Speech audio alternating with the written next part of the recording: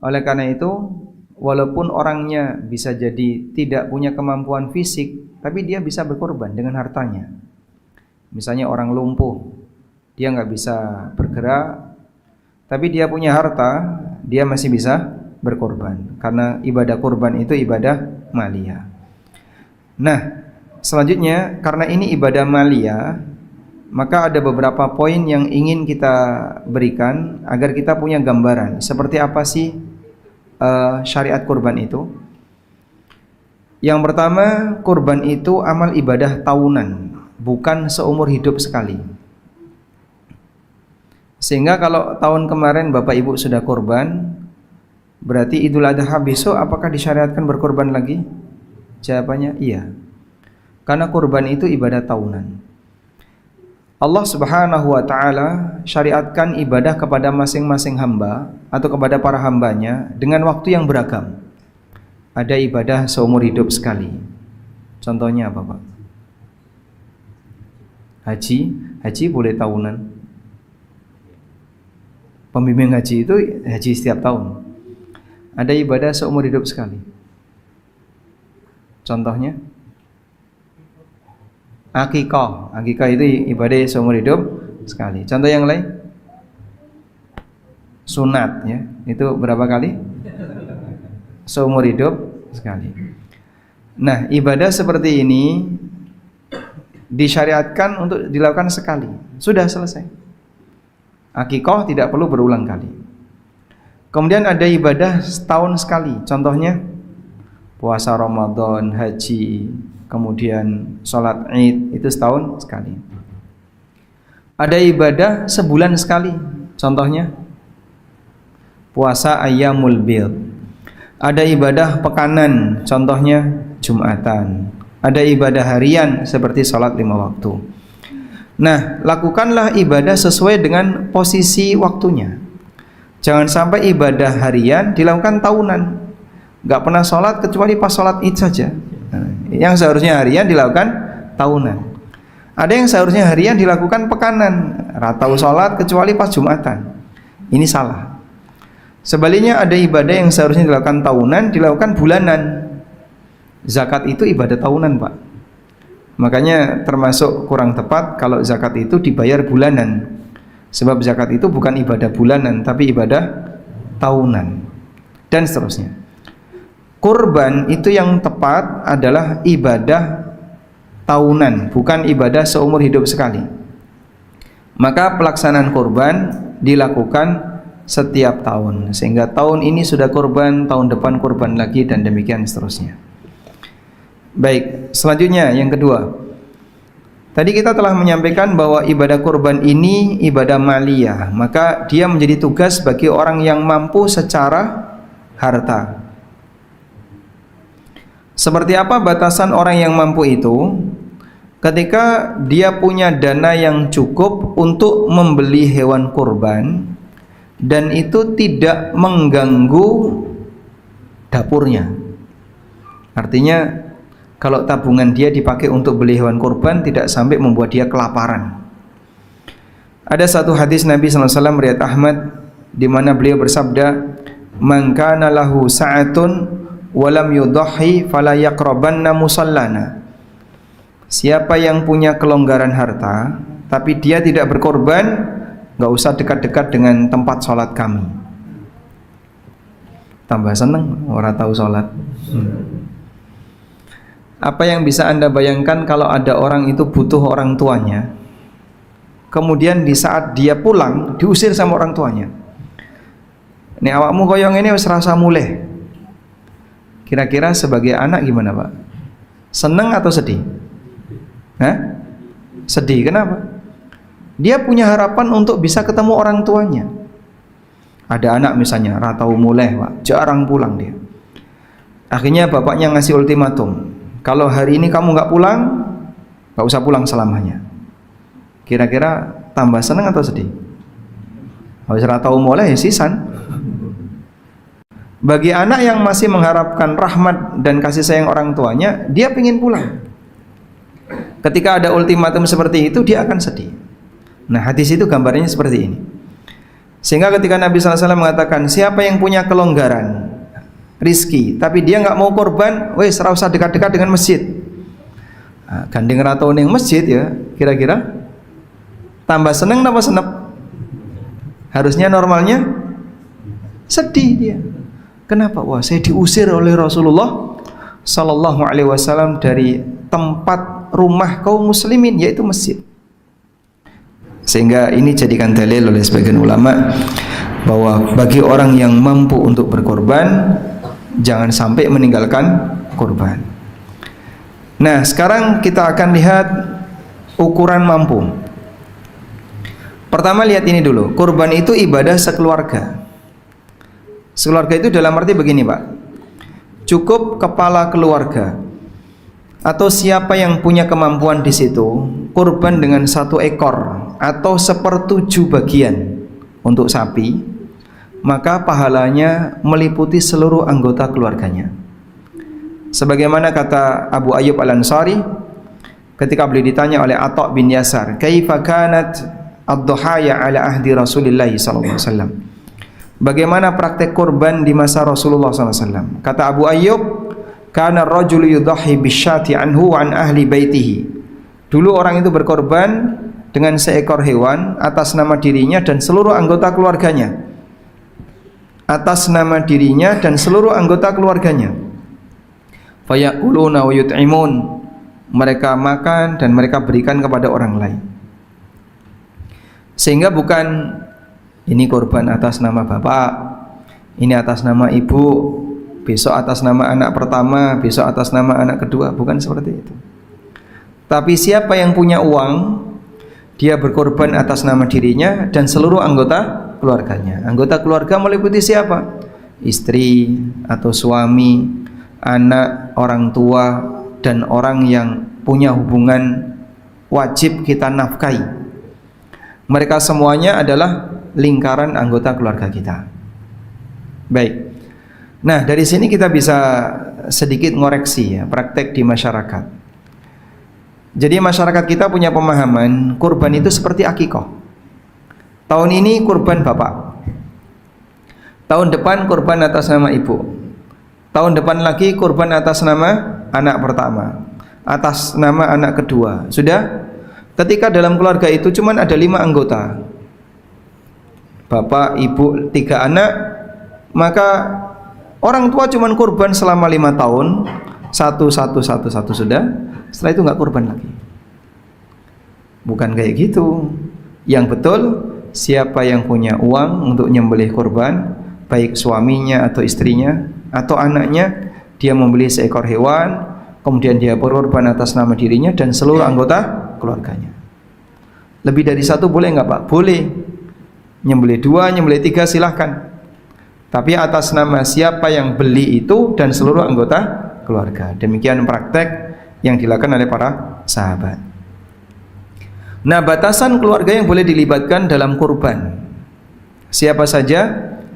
Imam Al-Baji, ini ulama Malikiyah, yajuzu lil insani ayyudhhiya an nafsihi wa an ahli baitihi. Seseorang boleh berkorban atas nama dirinya dan anggota keluarganya, bisyatil wahidah, dengan seekor kambing, yakni bi ahli baitihi ahla nafaqatihi. Yang dimaksud dengan ahlul bait di situ adalah orang yang wajib diberi nafkah.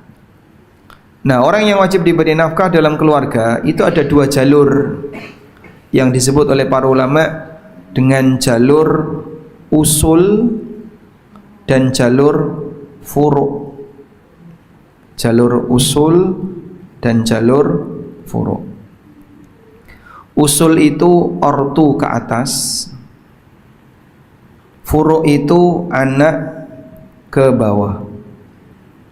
Begini. Sehingga siapa yang wajib kita nafkahi dalam anggota keluarga kita yang inti itu ada 5 yang wajib kita nafkahi. 1, diri kita sendiri. 2, istri. 3, anak. 4, bapak. 5, ibu. Dah? 5 ini orang yang wajib kita nafkahi. Oleh karena itu, kalau mereka atau kita ini berkorban, maka orang yang wajib kita nafkahi masuk dalam atas nama dalam kegiatan korban yang kita lakukan. Keterangan Ibnu Habib, ini juga ulama Malikiyah. Walahu ayyudkhila fi udhiyatihi man balagha min waladihi wa in kana ghaniyan idza kana fi nafaqatihi wa baitihi. Boleh meniatkan kurban untuk anaknya yang sudah baligh meskipun dia mampu jika anak itu dia nafkahi dan tinggal di rumahnya. Sehingga saya berkorban atas nama saya dan seluruh anggota keluarga saya. Anak-anak saya dapat, istri dan anak-anak semuanya dapat pahalanya, termasuk orang tua, karena dia termasuk orang yang wajib dinafkahi anak jika tidak mampu. Baik, insyaallah sampai di sini paham? Berarti kurban itu ibadah apa? Ibadah keluarga. Sehingga ada ibadah sosial.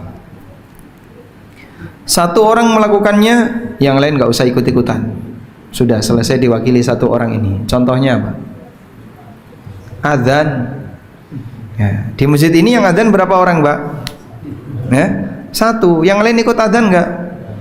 Ayo kita bareng-bareng adzan. Wah, jadi marah karuan kok. Sehingga cukup satu mewakili sak kampung. Ada ibadah keluarga, satu orang beribadah atas nama dirinya dan seluruh anggota keluarganya. Contohnya kurban.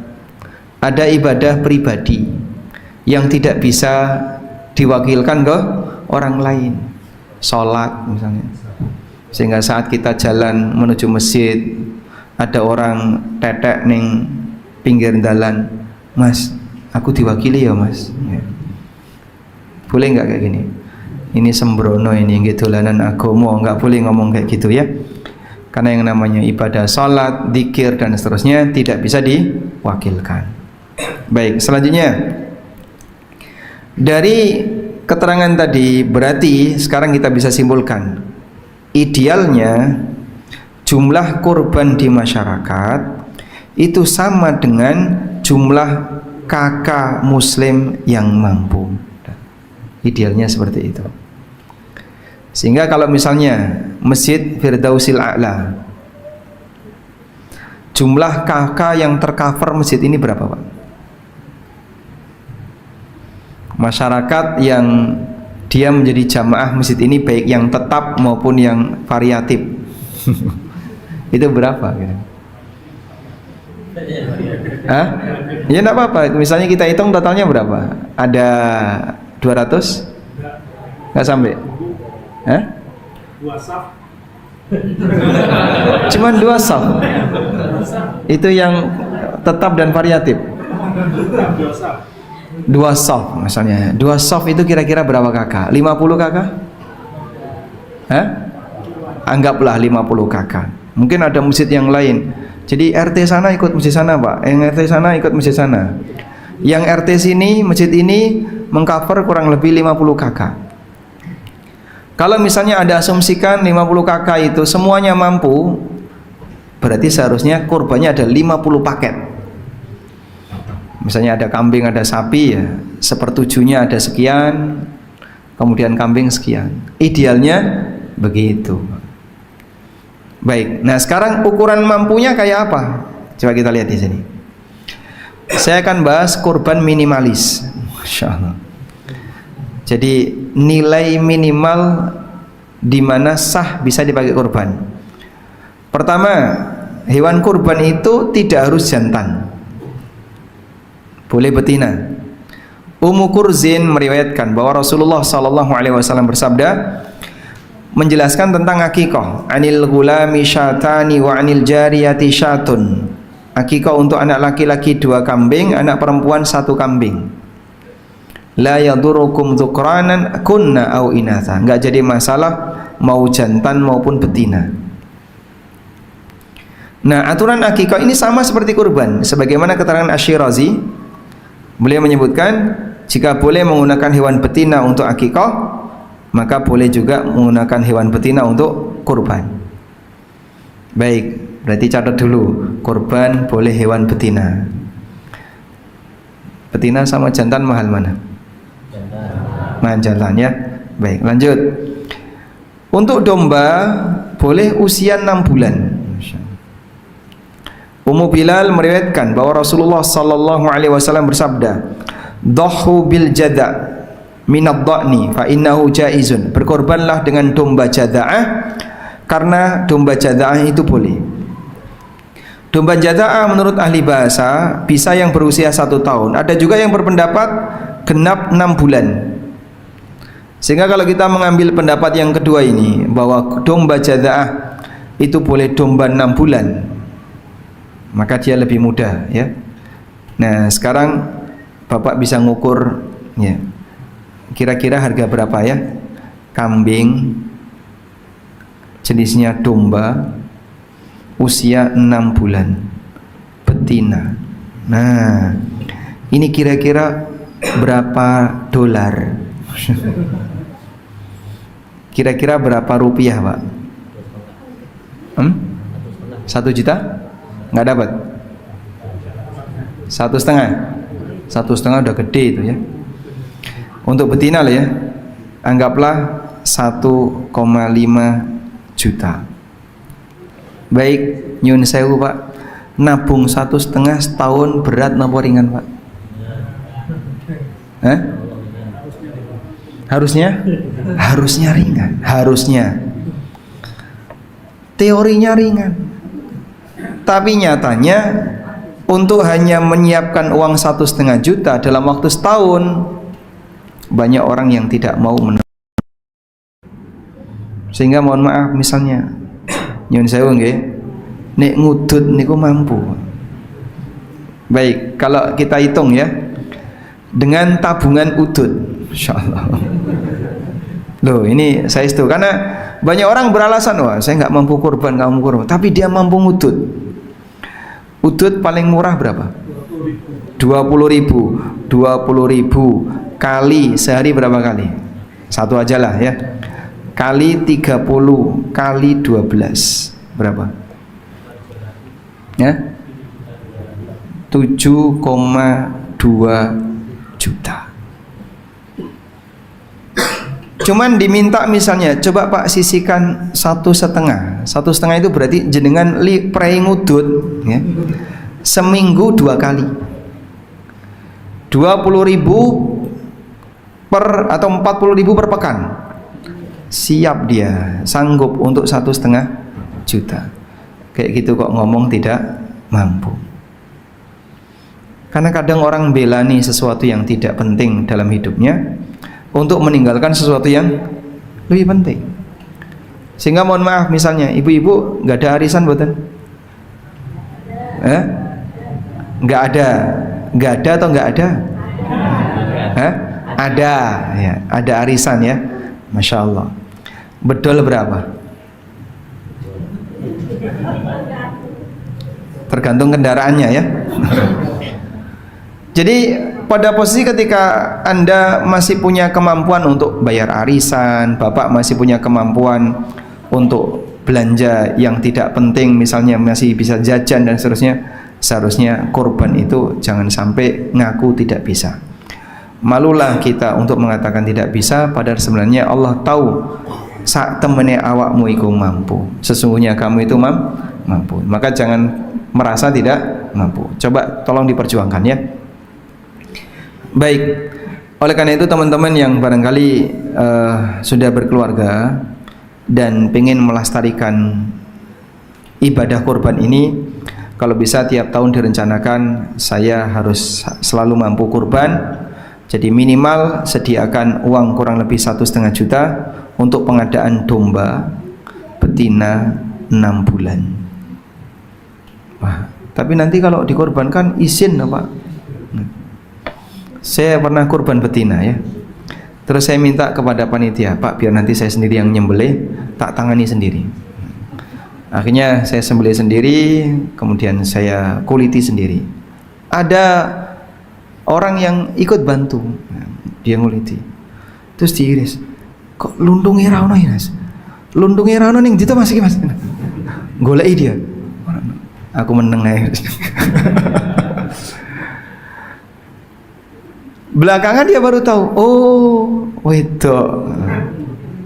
Belakangan dia tahu. Lah, saya waktu itu udahlah, pokoknya yang penting kurban, mampunya beli betina, beli betina. Akhirnya kita belikan kambing betina dengan harga yang relatif lebih murah. Baik. Selanjutnya kita kembali ke aturan kurban. Berikutnya kita perlu pahami bahwa kurban itu untuk takwa. Maka tolong tahap pertama dalam kurban, bersihkan semua semangat riak, pamer, sum'ah dan ingin menampakkan kehebatan ketika kurban. Wedhusku gede dhewe, sapiku apik dhewe, larang dhewe, itu semuanya tolong dibersihkan, Pak. Apa gunanya kalau orang kurban tapi hanya niatnya pamer, sehingga dia ketika kurban memang besar sendiri, cuman muncul kebanggaan dalam dirinya saat dijejer dengan kambing-kambing yang lain. Wah, kambing saya besar sendiri, sapi saya besar sendiri, saya kurban sapi seorang diri, tidak bersama yang lain. Allah Ta'ala berfirman, la yanalallaha luhumuha wala dima'uha walakin yanaluhu taqwa minkum. Yang sampai kepada Allah bukan dagingnya, bukan darahnya. Yang sampai kepada Allah bukan itu. Allah enggak butuh daging korbanmu, darah korbanmu juga Allah enggak butuh. Yang sampai kepada Allah apa? Walakin yanaluhu taqwa minkum. Tapi yang sampai kepadanya adalah takwa dari kalian. Sehingga korban bukan untuk kebanggaan, bukan untuk pamer kekayaan, bukan untuk menaikkan status sosial, tapi untuk meraih takwa. Baik, oleh karena itu, karena untuk meraih takwa, maka kurban semaksimal yang bisa Anda lakukan, semakin sesuai aturan, semakin mendekati takwa. Kita ulang ya. Takwa dalam ibadah, takwa dalam ibadah itu lahir batin. Takwa lahir dan takwa batin. Bagaimana bentuk takwa lahir? Berusaha untuk sesuai aturan. Itu telah takwa lahir. Sehingga Bapak sholat dengan semangat takwa, berarti ketika Anda sholat, Anda tanamkan gimana caranya agar sholat yang kita kerjakan sesuai dengan panduan. Itu takwa lahir. Takwa batin berkaitan kualitas niat dan ikhlas. Sehingga ketika orang itu semakin ikhlas dalam ibadah, maka dia semakin bertakwa. Nah, ini penting untuk ditanamkan bagi semua orang yang beribadah. Kurban juga sama. Takwa lahir dalam kurban berarti kurban sesuai aturan. Takwa batinnya adalah menanamkan semangat ikhlas, kualitas niat dijaga ketika melakukan kegiatan kurban. Allah Subhanahu wa taala berfirman dalam Al-Qur'an, "Alladzi khalaqal mauta wal hayata liyabluwakum ayyukum ahsanu amala." Dialah zat yang menciptakan kematian dan kehidupan untuk menguji kalian.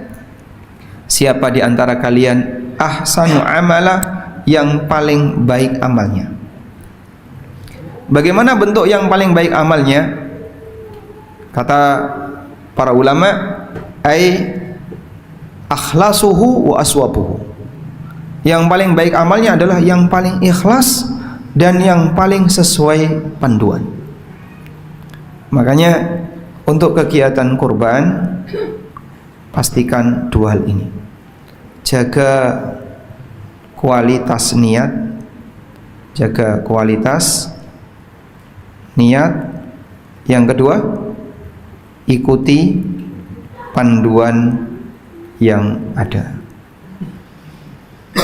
sehingga waspada dengan bagian yang bisa merusak keabsahan dan seterusnya. Sekarang coba kita lihat. Nah, dalam kajian tentang masalah panduan kurban ada 3 unsur utama. Pertama adalah aturan memilih hewan, yang kedua aturan saat menyembelih, dan yang ketiga aturan pemanfaatan. Baik, untuk aturan memilih hewan ini berkaitan dengan kurban. Aturan menyembelih ini berkaitan dengan proses kurban. Aturan pemanfaatan berarti pasca kurban. Semua ini ada aturannya. Baik. Sekarang kita menuju aturan memilih hewan. Nah, ada kriteria jenis, usia, bebas cacat. Kita baca sekilas saja. Untuk jenis, kriteria hewan kurban adalah bahimatul an'am. Dan makna bahimatul an'am, onta, sapi, dan kambing dengan semua variannya. Contoh, kambing ada berapa varian? Kambing ada berapa varian? Ada gembel, domba, sama kambing Jowo, ya, gitu ya. Jadi Sunda nggak ada, ya. Taib. Kita kenal aneka varian kambing dengan seluruh turunannya. Ada kambing jenis A, kambing jenis B. Selama itu kambing boleh dipakai korban. Kambing mini boleh nggak Pak dipakai korban? Kambing mini itu kambing mana itu Pak? Hah? Yang kecil itu apa? Daerah mana itu? Brazil ya. Ada kambing mini boleh nggak Pak dipakai korban? Ya kalau dia memenuhi syarat, misalnya sudah memenuhi usia, kemudian pun mini boleh dipakai korban. Baik, korban kebu boleh nggak? Kerbau boleh karena sejenis dengan sapi. Ada pertanyaan, kalau pakai anoa boleh nggak Pak? Kelarangan Mas.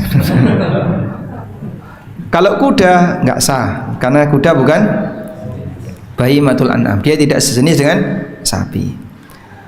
Lama boleh dipakai? Boleh karena dia sejenis dengan onta. Tahu lama? Lama. Hah? Gambarnya kayak gini. Hewan lama. Nah, dia mirip seperti onta tapi lebih kecil. Nah, ini lama ya. Ada banyak ragam yang sejenis dengan lama. Nah, kayak gini boleh dipakai untuk korban. Dan ini kalau nggak salah adanya di mana? Argentina ya? Hah? Wallahu a'lam. Podo-podo ratau rono ya. Bahimatul an'am saja ya. Selanjutnya mengenai usia. Mengenai usia, Rasulullah sallallahu alaihi wasallam pernah bersabda, "La tadhbahu illa musinnah illa ayyasura alaikum fatadhbahu jada'atan minad dha'ni." Janganlah kalian menyembelih kecuali hewan musinnah, hewan musinnah. Kecuali kalau kalian sulit untuk mendapatkan hewan musinnah, sembelihlah jada'ah domba. Jadi hewan itu dari usianya dalam bahasa orang Arab beda-beda. Ada hewan jada'ah, nah kakaknya jada'ah itu namanya musinnah. Kakaknya jada'ah namanya musinnah. Nah, musinnah untuk masing-masing binatang itu beda-beda. Ini rinciannya, Pak. Ke atas. Sapi 2 tahun ke atas. Onta 5 tahun. Musinnah ini orang nyebutnya powel. Kalau pakai bahasa Jawa Timur pupak. Orang acuannya apa Pak itu Pak? Giginya atau umurnya? Yang benar umurnya. Yang benar apa? Umurnya. Sehingga tidak perlu ditetel untune. Mohon maaf, sebagian penjual sapi itu sengaja menanggalkan gigi sapi dengan tujuan apa? Agar memenuhi kriteria korban. Kalau sampai belum genap 2 tahun, ya yang tanggung resiko si penjual. Makanya orang yang ngerawati sapi punya tanggung jawab. Ini sapi bapak mau dijual untuk korban, maka bapak harus pastikan bahwa sapi ini sudah berusia 2 tahun ke atas. Penjual yang tahu atau pemilik yang tahu. Sehingga dia punya tanggung jawab untuk memastikan bahwa hewannya sudah genap untuk syarat usia korban. Baik, insya Allah cukup ya mengenai usia. Berikutnya tentang cacat hewan korban. Cacat hewan korban ada 3 jenis, 3 macam. Pertama, cacat yang menyebabkan tidak sah untuk dikorbankan. Dan itu cuma 4 atau yang lebih parah dari 4 ini. Kenapa kok 4 Pak? Karena Rasulullah SAW yang menyebutkannya. Beliau bersabda, arba'atun la yajziyanna, sambil berisyarat dengan tangan. Beliau berisyarat dengan tangannya, arba'atun la yajziyanna, ada 4 jenis cacat yang tidak sah. Lalu beliau sebutkan, al-aura al-bayyin auruha, yang buta sebelah dan jelas butanya. Buta dan jelas butanya. Pertanyaannya, jelas menurut siapa? Jelas menurut kambing, menurut hewan, atau jelas menurut orangnya? Hah? Menurut dokter hewan. Kalau nggak ada dokter hewan, beribun? Hah? Jelas menurut orangnya ya. Jelas menurut apa? Orangnya. Misalnya Pak, ada kambing, fisik matanya sehat, kelihatan sehat, nggak ada masalah, tapi saraf di dalamnya putus, sehingga dia sebenarnya buta, cuman matanya tidak rusak. Nah, kambing ditakoni kan orang ngerti. Maka mungkin orang yang memiliki kambing ini nggak tahu kalau ini buta sebelah. Sah nggak dipakai korban? Sah ketika orangnya tidak tahu. Wal maridatul bayyinu maraduha, sakit dan jelas sakitnya. Sama seperti tadi ya. Sakit dan jelas sakitnya menurut orangnya. Sehingga kalau ada kambing yang sakit tapi nggak jelas, kambing ini normal, nggak ada masalah, sebelum disembelih nggak ada masalah, padahal kambingnya merasa aku kijane yang greges sih, tapi kok wong ya orang ngerti gitu. Karena mungkin Pak ya, dia ditaruh di tempat terbuka semalaman, paginya sebenarnya dia menyimpan sakit, cuman belum kelihatan.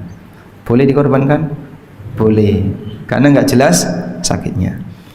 Al-arja'ul bayyinu dhal'uha, yang pincang dan jelas pincangnya, jadi kelihatan ketika jalan. Wal kasiratul lati la tunqa, dan yang sangat kurus seperti tidak punya sumsum. 4 ini yang tidak boleh dikorbankan. Baik, muncul pertanyaan, Pak, waktu di kandang sapinya itu sehat,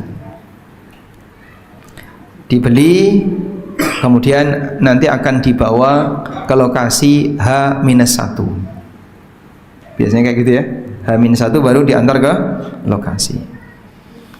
Terus gimana itu Pak? Boleh nggak dipakai korban ketika turun dari truk tiba-tiba pincang?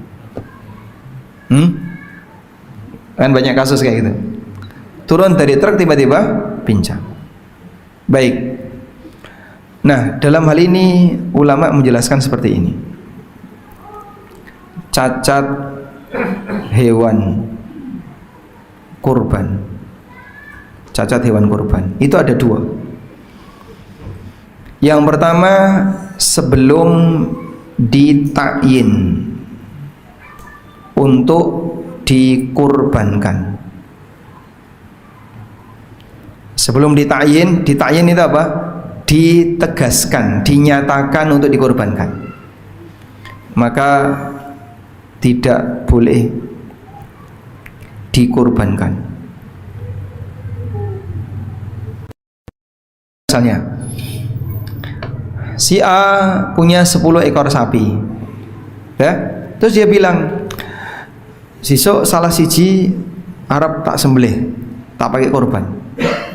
Cuman dia belum menentukan sapi yang mana yang mau dipilih, berarti belum ditakyin, sudah. Terus H-2 sapi A pincang. Loh iki ono pincang iki. Yang lain sehat. Akhirnya dia berpikir, timbangannya pincang kayak ini, sisanya tak korban kayak. Ya sudahlah, dia milih sapi A untuk dikorbankan. Boleh nggak? Kenapa? Dia sengaja milih yang cacat sebelum dinyatakan. Udah, kasus yang kedua. Si A datang ke kandang, terus mewakili 7 orang untuk beli seekor sapi. Udah dibayar 90%. Sisanya 10% nanti kalau sudah sampai lokasi. Oke, deal. Berarti sapi ini sudah dimiliki orang belum? Hah?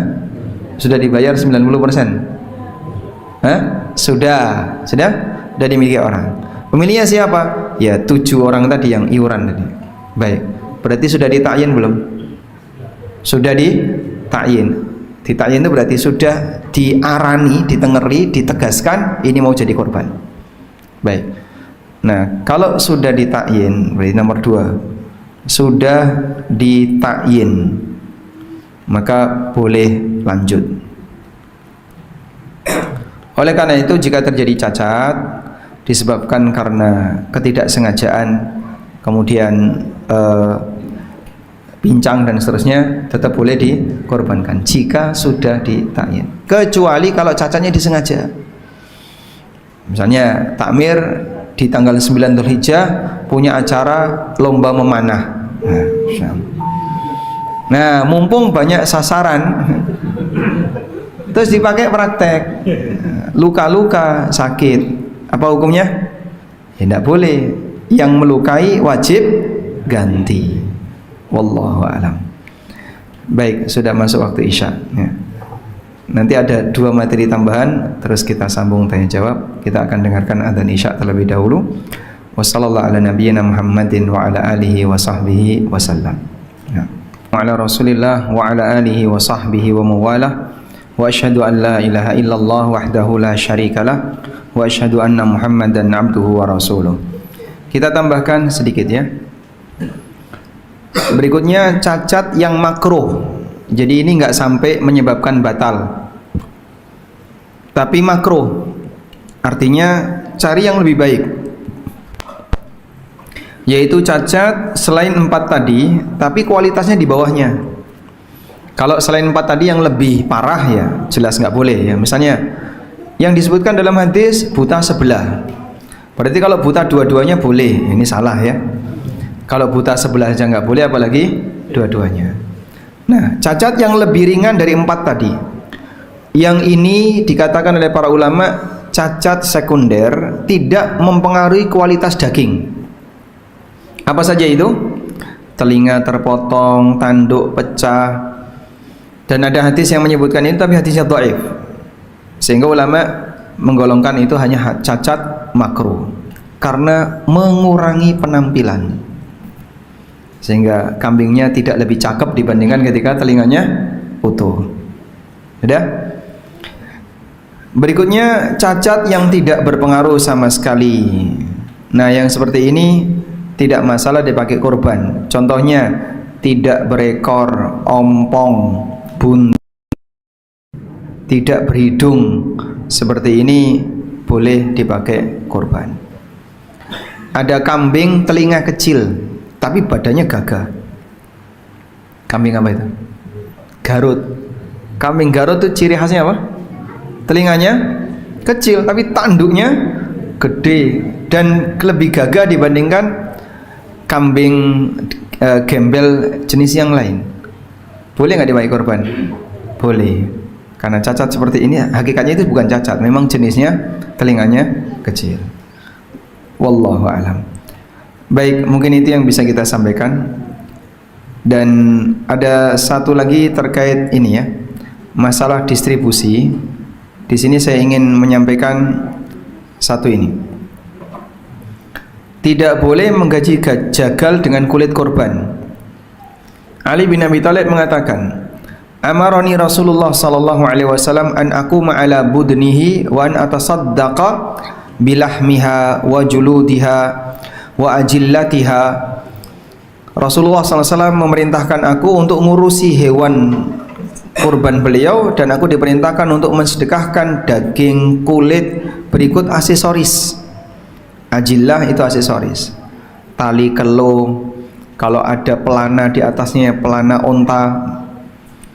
Wa alla u'tiyal jazzara minha, dan aku dilarang untuk memberikan upah bagi jagal dengan hasil kurban. Pak, jenengan urusi kambing kurban saya, nanti sampean gawa kulit dan kepala, rasa bayar. Enggak boleh seperti itu. Qala, kata Ali, nahnu nu'tihi min, memberikan upah para jagal dari uang pribadi,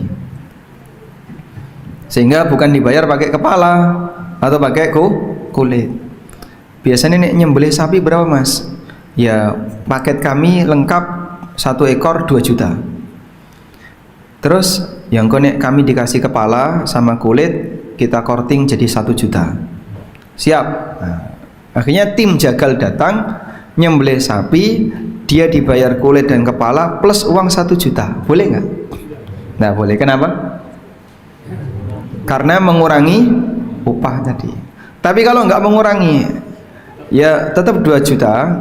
Terus sampean rawati ya mas kulitnya karo kepala, yang kita nggak ada yang mau ngurus, ya dibawa sama jagalnya, silakan. Berarti ini sebagai hibah, bukan sebagai upah. Sebagai hibah, artinya upahnya tetap dibayar penuh, lalu ditambahi kepala atau kulit karena takmir tidak bisa ngelola. Di negara yang korbannya banyak sekali, kepala, kulit, jeroan itu dibuang, Pak. Kikil barang itu dibuang semua. Kalau dia nggak bisa ngelola, udah langsung dibuang. Ya, seperti korban di Qatar misalnya. Usus itu kalau di tempat kita kan sama dirawati cilik-cilik. Ini buat apa? Buang gitu aja. Karena saking banyaknya daging korban, sehingga yang kecil-kecil seperti itu nggak dirawati. Baik, selanjutnya menjual kulit hewan korban. Rasulullah sallallahu alaihi wasallam berikan ancaman, man ba'a jilda udhiyatihi fala udhiyata lahu. Siapa yang menjual kulit korbannya maka tidak ada korban baginya. Bahkan sampai sebagian ulama seperti Imam An-Nawawi, kalau ada orang mendapatkan kulit hewan korbannya, misalnya dia ngambil kulit kambingnya terus disamak, setelah itu dijadikan tas, terus dijual, itu tidak boleh. Saya penjual bakso, ikut iuran korban sapi, dapat jatah daging sapi sekian kilo. Wah, ini rantai ya. Sudah tak masukkan freezer. Baik, setelah sekian bulan, ya saya kan bikin bakso terus. Daging itu tak ambil, tak bikin bakso, melu didol. Boleh nggak? Nggak boleh. Karena kamu berarti menjual jatah korban. Kalau menjual bagian dari korban yang kamu lakukan, itu bisa membatalkan korban. Wallahu a'lam. Walhamdulillahirabbil alamin. Demikian yang bisa kita bahas. Semoga kajian ini bermanfaat. Wassallallahu ala nabiyyina Muhammadin wa ala alihi wa sahbihi wasallam. Ada yang mau disampaikan? Tidak ada? Alhamdulillah. Baik, silakan bagi jamaah yang tidak bertanya, mungkin ada yang belum jelaskan kembali. Baik.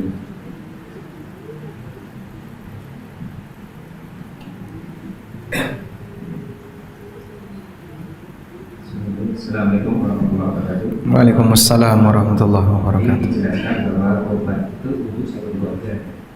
Kalau seandainya dalam satu keluarga itu ada salah satu yang meninggal, maka yang meninggal ini tidak perlu lagi diingatkan untuk berkorban atas nama dirinya. Ya. Terima kasih. Assalamualaikum warahmatullahi wabarakatuh. Waalaikumsalam warahmatullahi wabarakatuh. Jadi pada asalnya begini Pak, amalan itu untuk orang yang hidup. Begitu orang itu mati maka terputus. Sebagaimana sabda Nabi SAW, idza matal insan inqata'a amaluhu. Apabila manusia itu mati maka amalnya terputus, kecuali amalan dia namun dampaknya panjang. Nah, Nabi SAW menyebutkan sedekah jariah, ilmu yang bermanfaat, anak soleh itu sebenarnya adalah amalan dia yang pengaruhnya panjang. Itu bukan amal orang lain. Nah, pada asalnya demikian. Makanya pintar-pintar bagi setiap orang untuk nyari amalan yang usianya panjang, agar nanti walaupun dia sudah meninggal tapi amal itu belum hilang. Wakaf masjid, wakaf Al-Quran untuk para penghafal Quran, wakaf perlengkapan seperti ini ya. Masjid butuh apa Pak? Butuh proyektor. Setelah dia wakaf proyektor, mati. Selama proyektor ini dipakai, yang bersangkutan dapat pahala yang terus mengalir. Baik. Selanjutnya, kalau korban itu untuk yang hidup, maka para ulama ada yang mengingkari praktek korban atas nama mayit kecuali jika ada wasiat.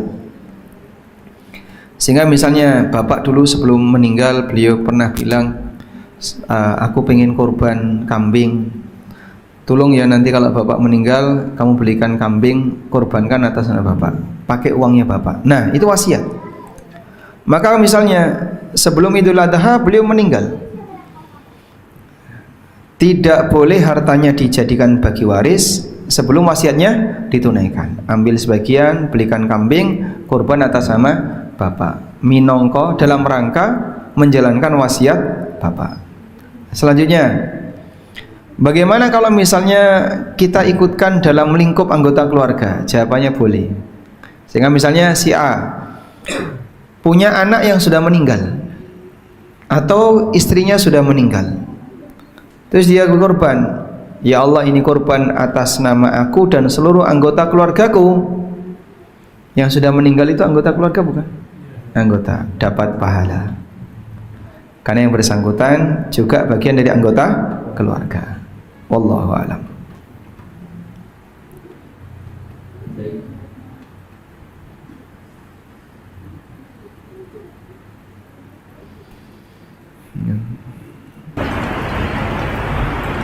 Assalamualaikum warahmatullahi wabarakatuh. Waalaikumsalam warahmatullahi.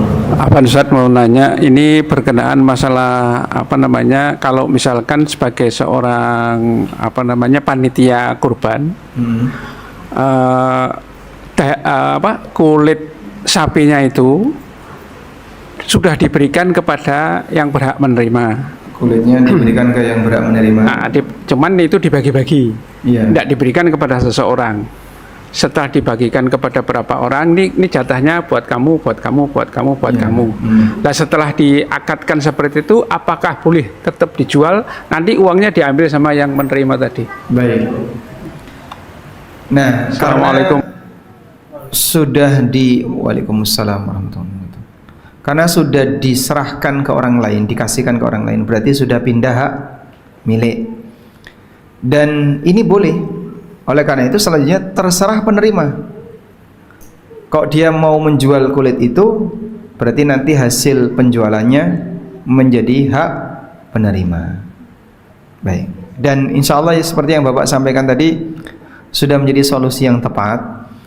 Sehingga misalnya di sini ada 10 kulit sapi dan 30 kulit kambing. Baik, kumpulkan orang yang tidak mampu di sini. Ada 10 orang tidak mampu. Nah, mereka dipanggil, diundang, lalu diberitahu, ini ada 10 kulit sapi, 30 kulit kambing. Ini dimiliki kalian semua, 10 orang. Baik, selanjutnya monggo rembukan. Apakah mau dijual atau tidak? Saya yakin kalau orang zaman sekarang kan solusinya cuma satu ya. Ya wis, kita jual. Baik, jual. Kalau langsung wakil takmir, jualkan ke Tengkulak. Udah selesai. Dapat uang berapa dibagi 10 orang tadi. Cukup praktis, dan dengan demikian masalah kulit sudah tidak perlu diperdebatkan. Meskipun di sebagian masjid kadang masih banyak yang agak sulit untuk memiliki prinsip agar jangan menjual kulit, apalagi nyuwun sewu Pak, kulit dikumpulno, dijual, dapat duit, dipakai beli kambing. Lah kambing ini korbannya siapa? Jadi korbannya siapa itu? Yo korbannya kulit-kulit tadi. Yo lucu toh Mas. Rano ceritanya seperti itu. Wallahu a'lam. Penjawab? Satu lagi. Nggih, monggo. Yang untuk mau tanya Ustaz. Katanya korban satu itu untuk satu keluarga. Nggih. Bagaimana kalau satu itu maksudnya satu ekor sapi atau 1/7? Ustaz. Satu paket. Berarti satu ekor sapi berarti Ustaz ya? Satu paket 1/7 sapi. Oh 1/7. Ya. Jadi 1/7 itu udah untuk satu keluarga. Bisa. Alhamdulillah. Udah Ustaz, jelas. Cuma itu aja. Berarti seekor sapi untuk 7 sahibul kurban plus keluarganya. Jangan Anda berpikir, engko nek ditumpai ra kamot, Pak. Loh, ini cara berpikir seperti apa? Karena kita tidak punya penjelasan bahwa besok hewan kurban itu akan ditunggangi oleh orang yang kurban. Nggak ada seperti itu ya. Oleh karena itu hal yang gaib seperti ini, kalau kita tidak punya dalil ya, jangan nebak-nebak hal yang gaib. Wallahu alam. Baik, demikian mudah-mudahan bermanfaat. Wassallallahu ala nabiyyina Muhammadin wa ala alihi wa sahbihi wasallam. Wa akhiru da'wana alhamdulillahi rabbil alamin. Wassalamualaikum warahmatullahi wabarakatuh.